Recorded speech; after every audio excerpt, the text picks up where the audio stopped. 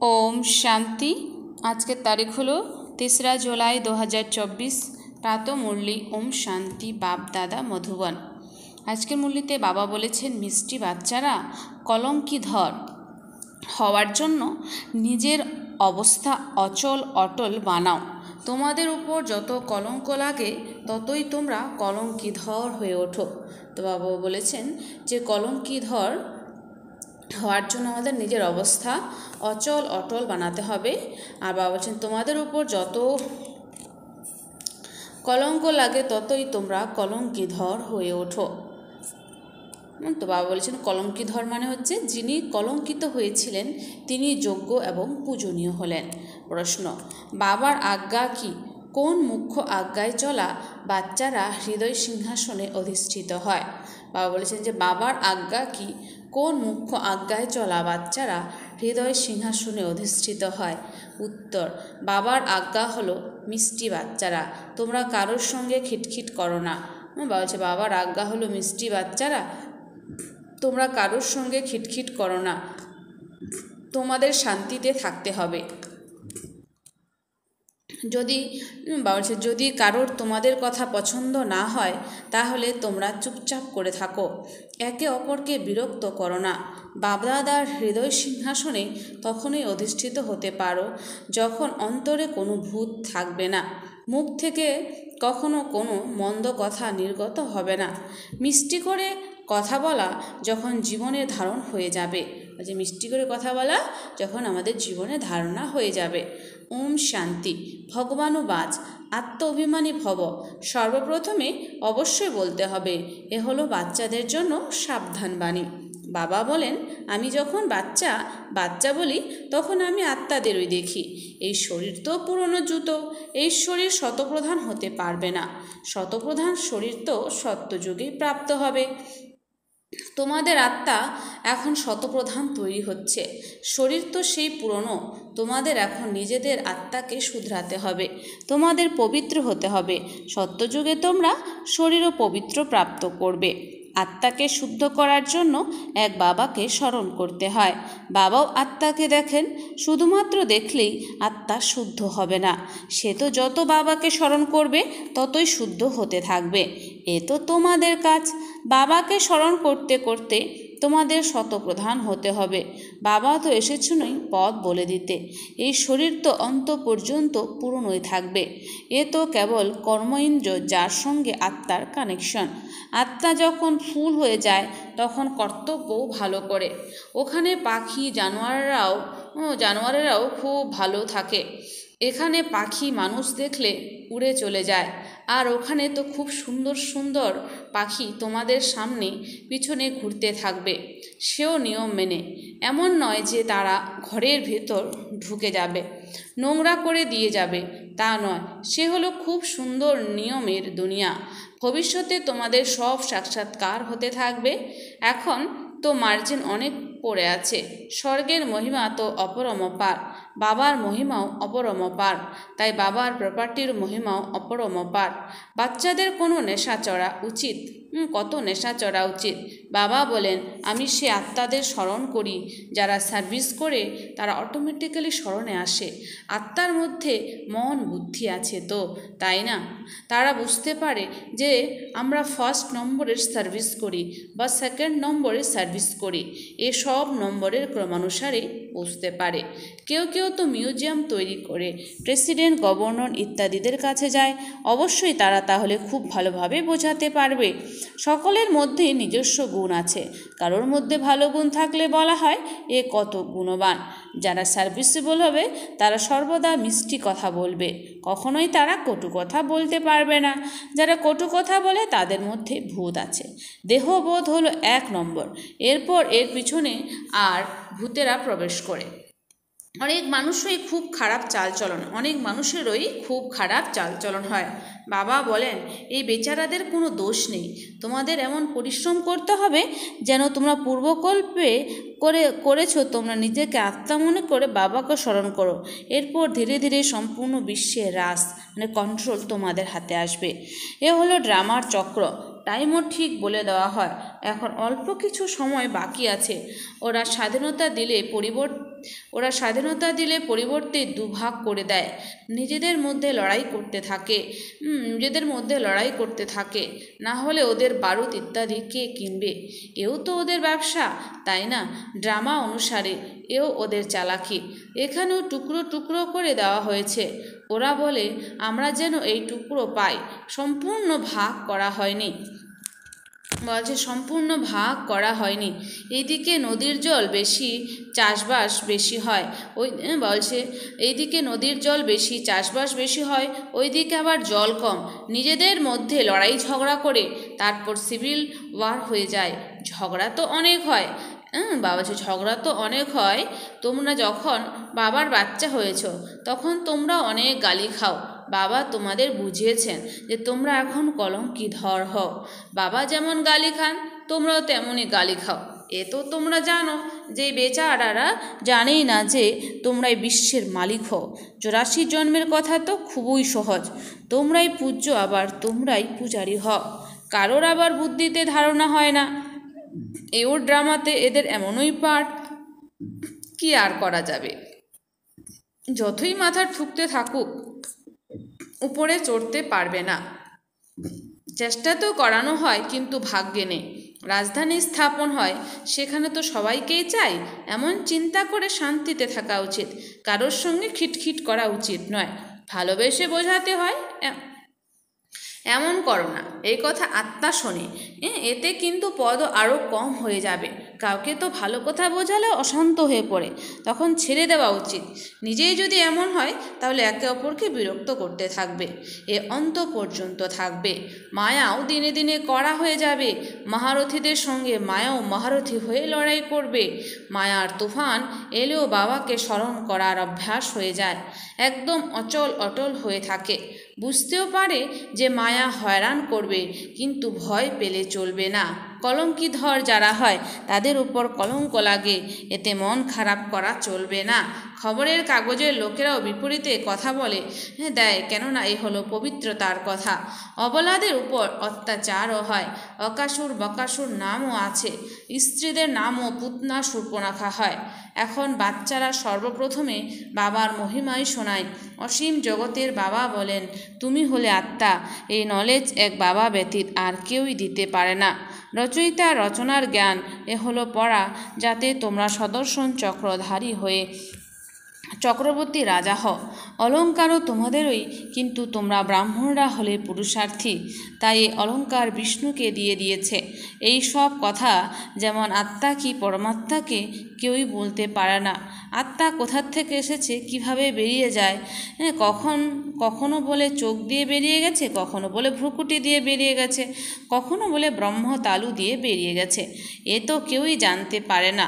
তোমরা যখন জানো যে আত্মা এমনভাবে শরীর ত্যাগ করবে, বসে বসে বাবার স্মরণে দেহত্যাগ করবে, বাবার কাছে তো আনন্দের সাথে যেতে হবে। পুরনো শরীর খুশি মনে পরিত্যাগ করতে হবে। যেমন সাপের উদাহরণ আছে। জানোয়ারদের যে বুদ্ধি আছে, মানুষের তা নেই। ওই সন্ন্যাসী ইত্যাদিরা তো কেবল দৃষ্টান্ত দেয়। বাবা বলেন, তোমাদের এমন হতে হবে যেমন ভ্রমরই কীটকে ট্রান্সফার করে দেয়। তোমাদেরও মনুষ্যরূপী কীটকে ট্রান্সফার করে দিতে হবে। কেবলমাত্র দৃষ্টান্ত দিলে হবে না, প্র্যাকটিক্যালি করতে হবে। বাচ্চারা, তোমাদের এখন ঘরে ফিরে যেতে হবে। তোমরা বাবার কাছ থেকে উত্তরাধিকার প্রাপ্ত করছো, তাই তোমাদের অন্তরে খুশি হওয়া উচিত। ওরা তো উত্তরাধিকারকে জানেই না। শান্তি তো সবাই পায়, সবাই শান্তিধামে যায়। বাবা ছাড়া আর কেউ সদ্গতি করতে পারে না। তোমাদের এও বোঝাতে হয় যে তোমাদের হলো নিবৃত্তি মার্গ। তোমরা ব্রহ্মে লীন হওয়ার জন্য পুরুষার্থ করো। বাবা তো প্রবৃত্তি মার্গ তৈরি করেন, এ হলো খুবই গুহ্য কথা। প্রথমে তো সবাইকে আলফ মানে আল্লাহ আর বে মানে বাদশাহী সম্বন্ধে পড়তে হয়। বলো, তোমাদের দুইজন বাবা, জাগতিক আর অসীম জাগতিক। জাগতিক পিতার কাছে জন্মগ্রহণ করো বিকারের দ্বারা, সেখানে কত অগাধ দুঃখ প্রাপ্ত করো। সত্যযুগে তো অপার সুখ, সেখানে তো জন্ম মাখনের মতো হয়, দুঃখের কোনো কথাই নেই। নামই হলো স্বর্গ। তোমরা অসীম জগতের বাবার কাছ থেকে অসীম জগতের বাদশাহী উত্তরাধিকার প্রাপ্ত করো। প্রথমে হলো সুখ, পরে দুঃখ। প্রথমে দুঃখ আর পরে সুখ। কথা বলা ভুল হবে। প্রথমে তো নতুন দুনিয়া স্থাপন হয়, পুরনো দুনিয়া তো স্থাপন হয় না। পুরনো বাড়ি কেউ কি কখনো তৈরি করে? নতুন দুনিয়াতে তো রাবণ থাকতে পারে না। এও বাবাই বুঝিয়ে থাকেন। বুঝিয়ে বলেন, তখন বুদ্ধির দ্বারা এই যুক্তি বোঝা যায়। অসীম জগতের বাবা অসীম জাগতিক সুখ প্রদান করেন। তিনি কিভাবে তা দেন তোমরা এলে তবে বোঝাবো। বোঝানোর জন্য উপায় বা যুক্তি চাই। তোমরা দুঃখধামের দুঃখের সাক্ষাৎকার করাও। এখানে কত অগাধ দুঃখ অপরম অপার, নামই হলো দুঃখধাম। একে কেউ সুখধাম বলতে পারে না। সুখধামে শ্রীকৃষ্ণ থাকেন। শ্রীকৃষ্ণের মন্দিরকেও সুখধাম বলা হয়। তারা সুখধামের মালিক ছিলেন,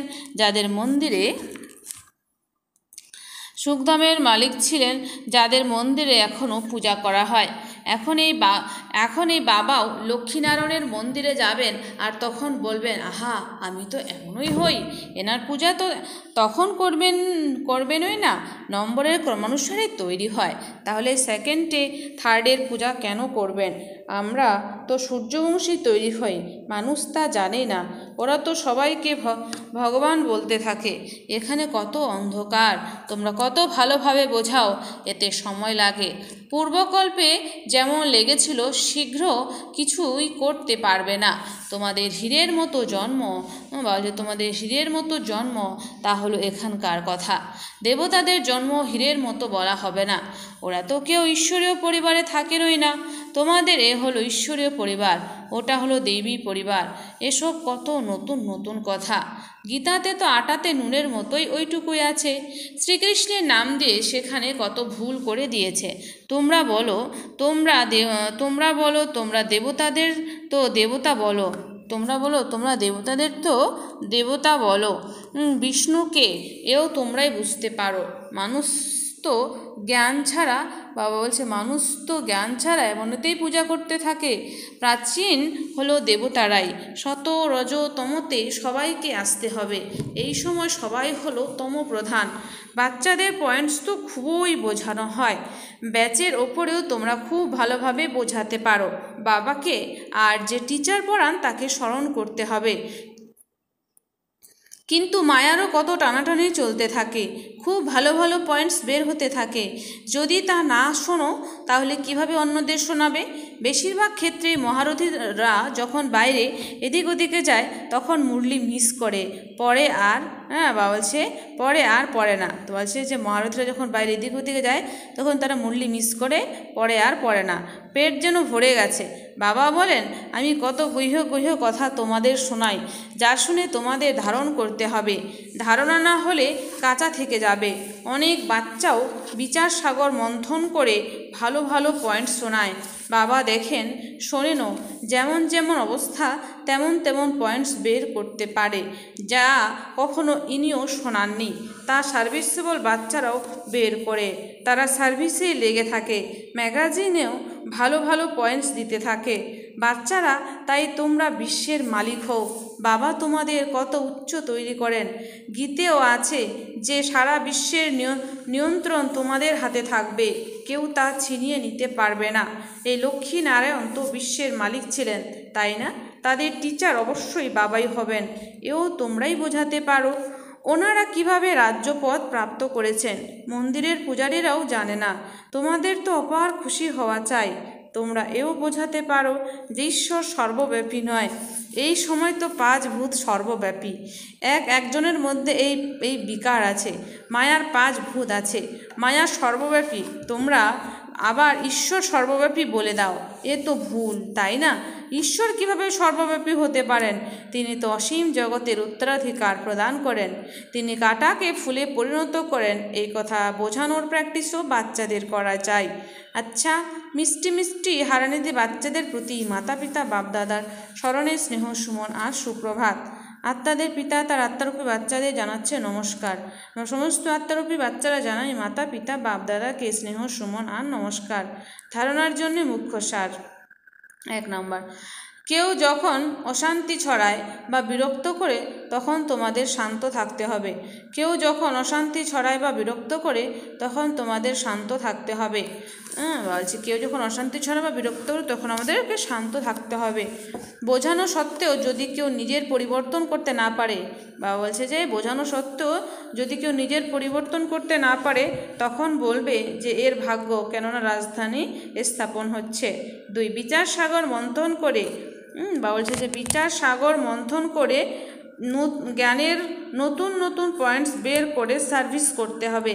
বাবা মুরলিতে যে গুহ্য কথা রোজ শোনান তা কখনো মিস করবে না। বাবা মুরলিতে যে গুহ্য কথা রোজ শোনান তা কখনো মিস করবে না।